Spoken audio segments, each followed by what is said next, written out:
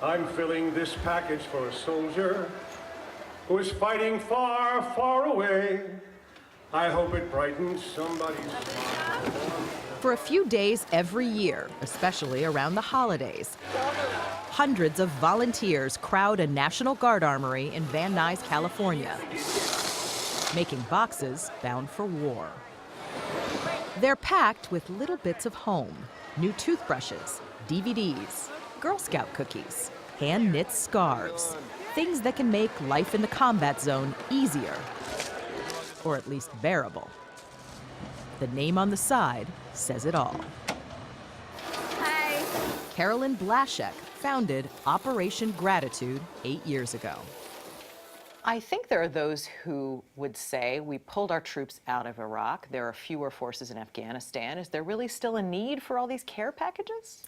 There's absolutely still a need for care packages. There are still hundreds of thousands of troops who are away from home, away from their loved ones, at all times of the year, but especially now during the holidays, and they deserve to be remembered.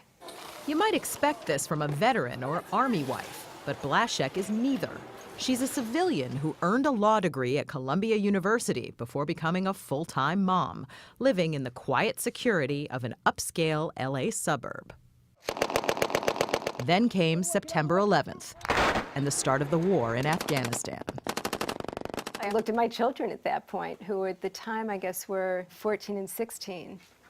And I remember thinking, well, this is a war that could go on, but I've already lived half my life and they're just starting out. So I don't want them to be the ones to have to bear this burden. Let me go right now. So Carolyn Blaszek did what very few mothers of two might do. She went off to join the Marines. After being politely told that at age 46 she was too old to enlist, Blaszek wound up volunteering at a military lounge at the LA airport. I was in the facility by myself one afternoon, and a soldier walked in, very distraught. So we sat down, and he explained to me that he was just on emergency leave to bury his mother. His wife had left him, and his only child had died as an infant. He had no one left in his life. And he said to me, for the first time in my 20-year career, I'm going to a war. I know I'm not going to make it back, but it doesn't matter because no one would even care. This conversation made me think, what are they willing to survive for? You know, what will give them the strength to do what they have to do to survive? And I realized, well, a lot of it's got to be the beliefs that someone at home cares and wants them to come home.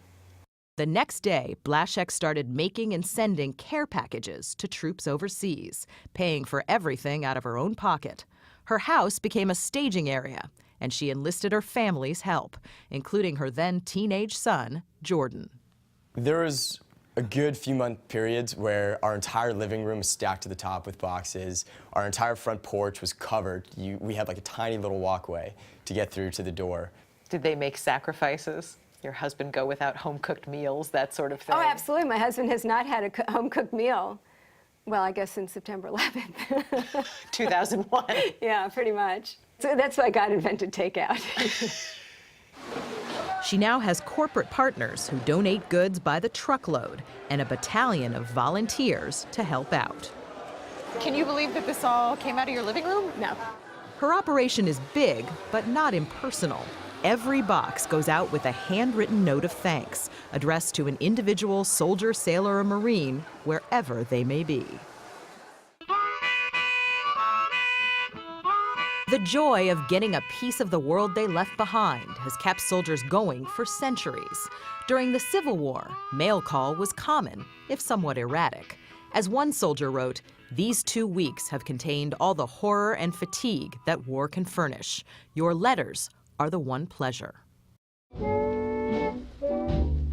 During World War II, a portion of the mail was photocopied and shipped on microfilm to save cargo space. The system, called V-mail, worked, except for what was known as the Scarlet Scourge. When a lipstick-wearing letter writer would kiss the page, it would black out a portion of the letter, and because it would get reproduced when it was photo printed, and it would also gunk up the machines because the lipstick would get stuck in the machines. Lynn Heidelbaugh is a curator of a military mail display at the Smithsonian's National Postal Museum that includes a Vietnam-era mailbag with one tiny problem. They would put it in these waterproofed bags that were camouflaged, drop it from helicopters, but it would drop into the jungle foliage and get lost. So it got the mail out there, but the mail couldn't be found. It all happens so much faster now.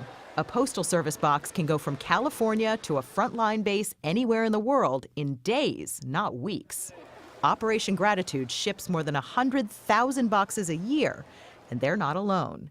There are dozens of other outfits with a similar mission to support the troops, from Adopt a Platoon to the USO. And Carolyn Blaszek, the suburban mom who was bent on keeping her children out of harm's way, also wound up inspiring both to serve. Daughter Jenna got a master's in social work and now helps children in Harlem. Her son Jordan graduated from Princeton and got accepted to medical school. But he came home at Christmas 2 years ago and told his parents something they never expected to hear. I said, yep, I got into medical school. However, I want to serve my country, and I'm joining the Marines. I mean, honestly, what went through your head? I mean, really, honestly, it was God bless you and keep you safe, that's all.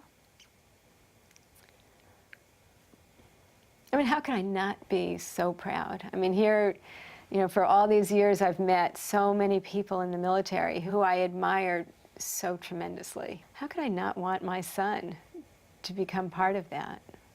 Even with the risk that goes with it. Yeah, I mean, sure, it's hard. I mean, but it's hard for any parent to let go of their child, even if they're just crossing the street. First Lieutenant Jordan Blaszek deployed to the Middle East last month. Even in war, gratitude, it seems, goes both ways. Sergeant Jim Morse knows what it's like to be on the receiving end. That care package could have the one thing that Marine has been craving for months and, you know, hasn't been able to get his hands on. It could just be that one thing that tips the balance of whether he's going to have a bad day or a good day. Thank you so much for your time, effort, and love. Like thousands of others, he wrote Carolyn Blaszek a letter. My Marines are faced with heavy combat, dealing with casualties, extreme heat, fatigue.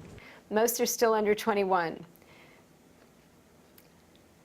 My boys fight like lions. Be proud of America's sons. They surprise me daily with the strength and bravery they possess. Your support brings us closer to home. Sergeant Jim Morse. That got to you.